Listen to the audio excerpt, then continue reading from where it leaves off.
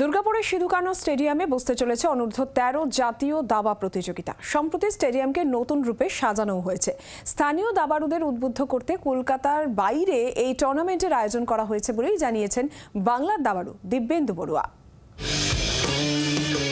দুর্গাপুরের Sidhu Kanu indoor stadium সম্প্রতি বহু টাকা খরচ করে এই স্টেডিয়ামকে নবরূপে সাজিয়েছে দুর্গাপুর পুরসভা।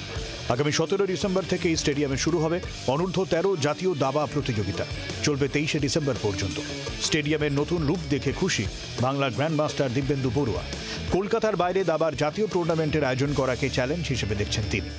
তো আমাদের এই ন্যাশনাল চ্যাম্পিয়নশিপটা আমরা এই পশ্চিম বর্ধমানে দুর্গাপুরে করার উদ্দেশ্যটা হচ্ছে যাতে এখানকার লোকাল প্লেয়াররা যাতে আরও বেশি করে তারা অনুপ্রাণিত হয়, তারা যাতে ইন্সপায়ার্ড হয়। কেননা ন্যাশনাল চ্যাম্পিয়নশিপ হওয়া মানে যে অনেক ভালো ভালো প্লেয়ার আসবে খেলতে, বাইরে ভারতবর্ষের সমস্ত জায়গা থেকে আসছে। সিধু কানু স্টেডিয়ামকে শীতাতপ নিয়ন্ত্রিত চান দিব্যেন্দু বড়ুয়া, যাতে আন্তর্জাতিক মানের টুর্নামেন্টও আয়োজন করা যায়। অবশ্য খরচ সাপেক্ষ হওয়ার কারণে এখনই স্টেডিয়ামকে শীততাপ নিয়ন্ত্রিত করা যাচ্ছে না বলেও পুরসভার পক্ষ থেকে জানানো হয়েছে। দেখুন, এটা আমরাও ভেবেছিলাম, বাতানুকূল করার কথা আমাদের প্রাক্তন মেয়র ছিলেন অপূর্ব মুখোপাধ্যায় সাহেব, তিনিও ভেবেছিলেন, কিন্তু সাধারণ মানুষ এটা অ্যাফোর্ড করতে পারবে না। 6 কোটি টাকা দিয়ে, যেটা 6 কোটি ছিল এখন হয়তো 10 কোটি হবে, এটা করে দেব।